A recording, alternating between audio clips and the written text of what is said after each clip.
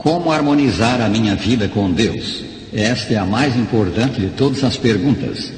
Sabemos que não somos o que devíamos ser. Lá bem no fundo de nosso coração há uma noção do certo e do errado que Deus dá a cada indivíduo. E à luz dessa noção, muito clara e forte nos que conhecem as Escrituras, a consciência nos diz frequentemente: isso não está certo. O que fizeste é ofensivo ao Deus santo e justo que está no céu. Ou, na linguagem das Escrituras, o que fizeste é pecado. Esta é a condição de todos. Ela nos vem do pai da raça. Quando Adão pecou, desenvolveu-se nele uma natureza contrária a Deus, inimiga da justiça e retidão. Essa natureza, escrava do pecado, passou a todos os homens e leva todos a pecar. O penhor da carne, escreveu São Paulo, é inimizade contra Deus, pois não está sujeito à lei de Deus, nem mesmo pode estar. Portanto, os que estão na carne não podem agradar a Deus. Romanos 8, 7 e 8. Somos pecadores, estamos em rebelião contra Deus, e porque essa é a nossa condição, temos sobre nós uma sentença de morte. Caminhamos para a morte. O mesmo São Paulo escreveu: o salário do pecado é a morte. Romanos 6, 23.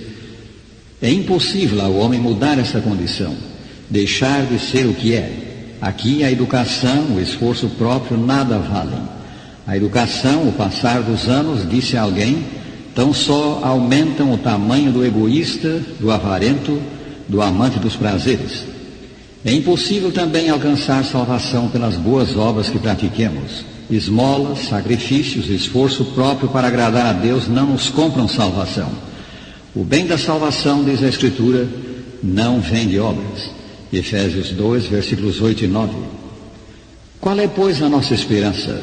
Deus nos quer dar a salvação, quer nos dar novo começo.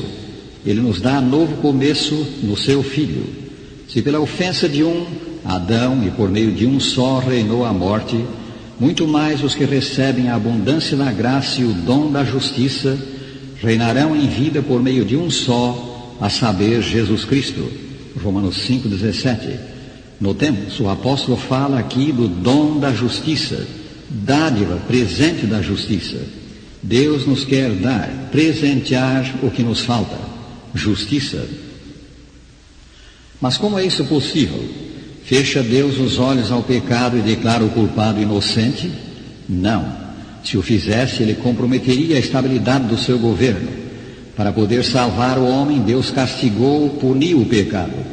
Puniu em si mesmo, ou mais especificamente na pessoa do seu Filho. O Senhor fez cair sobre ele a iniquidade de nós todos. Isaías 53, 6. Cristo assumiu a nossa culpa. O inocente se fez culpado e recebeu o castigo que era nosso. Mas ele foi traspassado pelas nossas transgressões e moído pelas nossas iniquidades. O castigo que nos traz a paz estava sobre ele, e pelas suas pisaduras fomos sarados. Isaías 53, 5. Tendo o pecado sido castigado em Cristo, tendo a justiça sido satisfeita, Deus pode agora estender perdão ao pecador arrependido que aceita o sacrifício de seu Filho como feito em seu favor. Deus considera a morte de Jesus como se fosse a do que crê no Salvador. Ele cancela a dívida, perdoa os seus pecados. Cumpre-se para com tal pecador a promessa da Escritura: se confessarmos os nossos pecados, Ele é fiel e justo para nos perdoar os pecados e nos purificar de toda a injustiça. 1 São João 1, versículo 9. Na sua ação reabilitadora do homem, Deus faz uma obra completa. Lança todos os nossos pecados nas profundezas do mar. Miqueias 7, 19. Afasta de nós as nossas transgressões, quanto dista o oriente do ocidente. Salmos 103, 12. Apaga as nossas transgressões e dos nossos pecados não mais se lembra. Isaías 43, 25. Deus não só apaga os pecados que cometemos, Ele põe a nosso crédito a perfeição de seu Filho, a justiça de Cristo, e aparecemos diante dele como se nunca houvéssemos pecado. A condenação desaparece. Agora, pois, escreveu São Paulo, já nenhuma condenação há para os que estão em Cristo Jesus. Romanos 8, versículo 1. Ainda mais, Deus vai um passo além. Ele cria no homem uma nova mente, dá-lhe novo propósito, novo rumo, novo viver. E assim diz a Escritura: se alguém está em Cristo, é nova criatura. As coisas antigas passaram, eis que se fizeram novas. 2 Coríntios 5:17. Mediante o Espírito Santo, Cristo vem viver no coração, e a vida do crente torna-se mais e mais qual a vida do seu Salvador. Estou crucificado com Cristo, escreveu São Paulo, aludindo a essa experiência. Logo já não sou eu quem vive, mas Cristo vive em mim. Gálatas 2:19 e 20. Maravilhoso! A velha vida de pecado cessa. Já não sou eu, pecador, quem vive. Nova vida tem começo, a vida que Deus aprova. Cristo vive em mim. Assim, o que Cristo fez na cruz possibilitou-nos passar da condição de pecadores, inimigos de Deus, para a condição de filhos. Possibilitou-nos passar da morte para a vida. O excelente comentário da vida de Jesus, intitulado O Desejado de Todas as Nações, que recomendamos aos nossos ouvintes, diz: Cristo foi tratado como nós merecíamos, para que pudéssemos receber o tratamento a que ele tinha direito. Foi condenado por nossos pecados, nos quais não tinha participação, para que fôssemos justificados por sua justiça, na qual não tínhamos parte. Sofreu a morte que nos cabia, para que recebêssemos a vida que a ele pertencia. Pelas suas pisaduras fomos sarados. Que requer Deus da nossa parte para nos dar o inapreciável bem da salvação?